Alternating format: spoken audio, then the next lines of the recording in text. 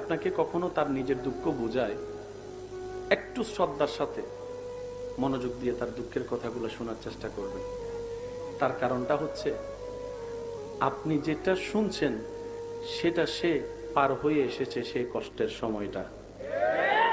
আপনি শুনতে যদি বিরক্ত হন, এই সামান্য সময়ের কথাগুলা, সে তো সেটাকে বহন করছে দিনের পর দিন, রাতের পর রাত। কত রাত নির্ঘুম কেটেছে এই কষ্টের কারণে। কথা বলেন ঠিক কিনা?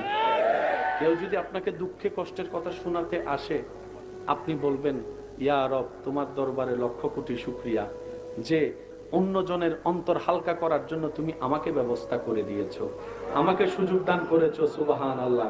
কারণ সে যদি আমাকে শোনায় একটুখানিও শান্তি পায়, এই অশান্তির সময়ে, অশান্তির যুগে, অশান্তি দুনিয়ায় যখন কেউ কারো শান্তি দেখতে পারে না, সে সময়ে যে একটু শান্তির ব্যবস্থা তুমি আমার মাধ্যমে করে দিচ্ছ, ইয়া রব, তোমার কাছে লক্ষ শুকরিয়া।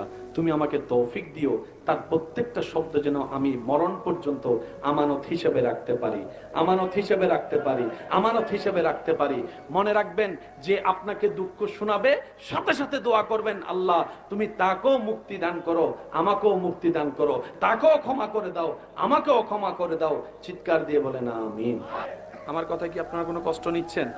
আচ্ছা, 50 তলা সিঁড়ি চিপা, উপর থেকে নামছে, নিচে থেকে উঠছে দুইজন দুইজন। কয়জন কয়জন? সহজ কাদের জন্য বলেন? কঠিন কাদের জন্য? যারা নামতেছে এবং যারা উঠতেছে দুজন প্রায় সামনাসামনি চলে আসলো। এবার আপনার দৃষ্টিতে কার জায়গা দেওয়া উচিত? কাকে? যারা উঠতেছে তাদেরকে জায়গা দেওয়া উচিত, নাকি যারা নামতেছে তাদেরকে জায়গা দেওয়া উচিত? একটু সবাই মিলে বললে আমি খুশি হব।